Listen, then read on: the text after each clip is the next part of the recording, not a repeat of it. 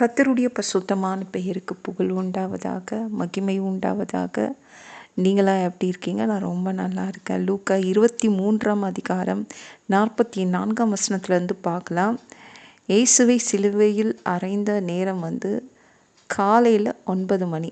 அதான் அதிகாலையிலே இவங்க பிலாத்துக்கிட்ட போய் தீர்ப்பு எழுதி வாங்கிட்டு வந்துட்டாங்க. 9 மணி சிலுவையில் தொங்க வச்சுட்டாங்க இயேசுவை. அப்புறம் நம்ம லூக்கா சொல்கிறாங்க, 6ஆம் மணி நேரத்துலேருந்து 9ஆம் மணி நேரம் வரைக்கும் பூமி எங்கும் இருட்டு வந்தது, சூரியன் இருள் அடைந்தது அப்படின்றாங்க. அவங்களுடைய கிளாக் யூதர்களுடைய கடிகாரம் டைம் நம்ம எப்படி புரிஞ்சிக்க முடியாது, நம்மள மாதிரி கிடையாது. அவங்க 6ஆம் மணி நேரம் என்பது 12 மணி, பகல் 12 மணி, 12 மணிலேருந்து 3 மணி வரைக்கும் ஒரே இருட்டாக இருந்துச்சான். செம இருட்டு. சூரியன் இருக்குது, ஆனால் சூரியன் இருட்டாயிடுச்சு அப்படின்னு லூக்கா சொல்கிறாங்க. ஃபுல் இருட்டு. அப்போது தேவாலயத்தில் மகா பரிசுத்த ஸ்தலத்தில் போடப்பட்ட ஸ்க்ரீனை பிதா 2ஆக கிழித்து தூக்கி போட்டார். அந்த திரைச்சீலை கிழிந்தது. இயேசு, பிதாவே உம்முடைய கைகளில் என் ஆவியை ஒப்புவிக்கிறேன் அப்படின்னு இயேசு சொல்கிறாங்க. தொங்குனது போதும், இந்த டைமோடு முடிஞ்சது அப்படின்னு சொல்லிட்டு மகா சத்தமாய் கூப்பிட்டு சொன்னார், பிதாவே இதை கேட்டுக்கோங்க, ஆவியை உங்கள் கையில் தான் நான் கொடுக்குறேன், நீங்கள் பத்திரமா வச்சுக்கோங்க, என் ஆவியை ஒப்புவிக்கிறேன் அப்படின்னு சொல்லி உயிரை விட்டார். அவரே தான் தன்னுடைய உயிரை அவர் விட்டுட்டார்.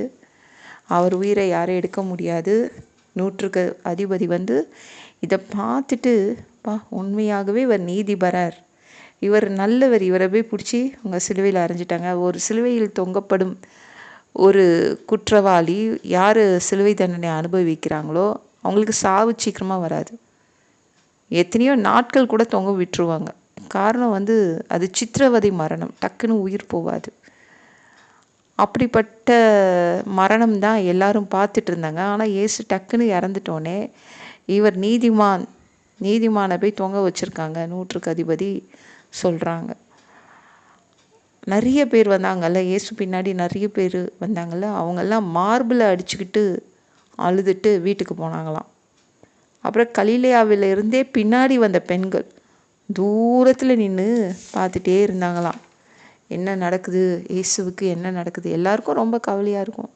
அவரை நம்பி தான் அவங்க எல்லாரும் வந்திருக்காங்க. கலிலேயாவிலேருந்து எருசலேம் வரைக்கும் வந்திருக்காங்க. இயேசுவை நம்பி தான் எல்லா பெண்களும் சீடர்களும் வந்திருக்காங்க. திடீரென்று அவங்க அவங்க போதகர் இருந்தால் எப்படி இருக்கும்ல, அவங்களுக்கு என்ன பண்ணுறதுனே தெரில, தூரத்தில் நின்று பார்த்துட்ருக்காங்க இனிமேல் என்ன நடக்க போகுதுன்னு. நாளைக்கு மற்றதை பார்க்கலாம். இந்த வீடியோ பிடிச்சிருந்துச்சுன்னா மற்றவங்களுக்கும் ஷேர் பண்ண மறக்காதீங்க. கர்த்தர் தாமே உங்களை ஆசீர்வதிப்பாராக.